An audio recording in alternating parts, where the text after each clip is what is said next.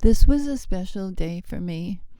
I got to show my family in America that I could do the siva, the dance.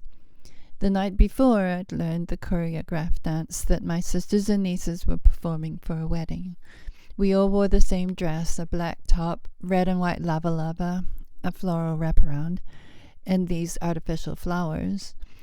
There were many dance performances from both sides of the family, most Samoan, but some Hawaiian from the other family. Several decades before, I'd performed Hawaiian hula for a congressman's luau near Washington, D.C., but only a few family members had been there. I got to show not only I still spoke the language, but also I do the dance. Gradually, they were getting to know that I do the massage.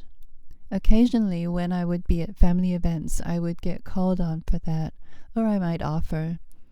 These kind of skills give us solidarity, a kind of shared tribal feeling. As an adopted child, that was very important for me, especially because I don't look Samoan. From these pics of a family member's hands in the dance, you can't really see the grace of motion. It's something that we savor deeply. It's a part of the general pride in one's person. In the modern world, the hand movements have often become sort of oily, but the old way is like water. Learning to move like water, it's a bit like learning Tai Chi.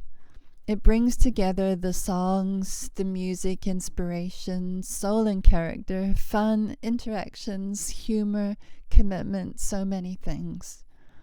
This goes for the dance and the massage too.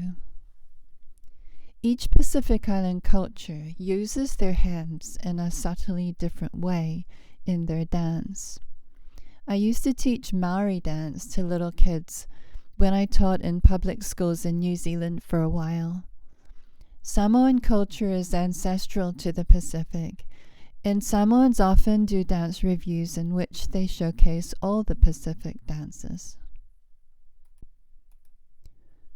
For the Pacific Islands, water plays an enormous role, as the people used to navigate between tiny islands across a vast ocean bigger than the Atlantic. Nowhere on earth has human courage and ingenuity to cross water been so tested as it was in Polynesia. So what you're experiencing in Samoan massage is the Pacific Ocean and our relation to it over millennia. It's woven into the spirit of the people and elements of the culture. When I was a girl, I played around in a canoe inside the reef. I spent hours in the water with one sister in particular, among colorful tropical fish, and also in rivers.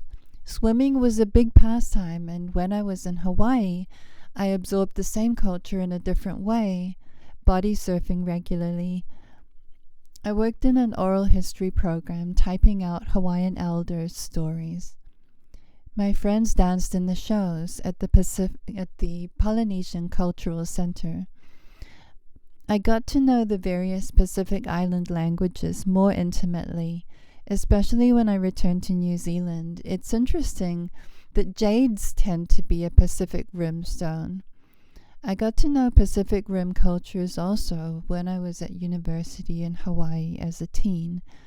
I since collected Pacific Rim jades in all their multicolored glory. In 1989, after a year's full-time Maori language training, I conceived a life mission to produce 9 dictionaries of world languages. My first dictionary was a Maori one. It was indexed by topics, not alphabetical.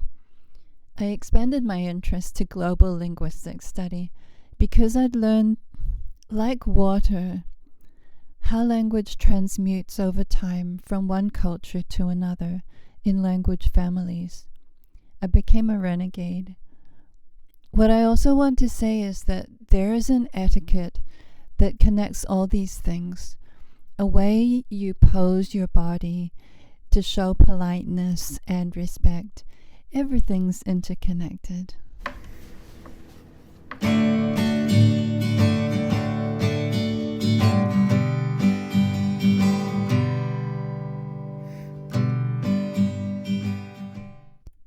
So here we are today.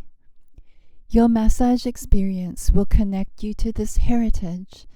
Welcome to the healing waters of the Pacific.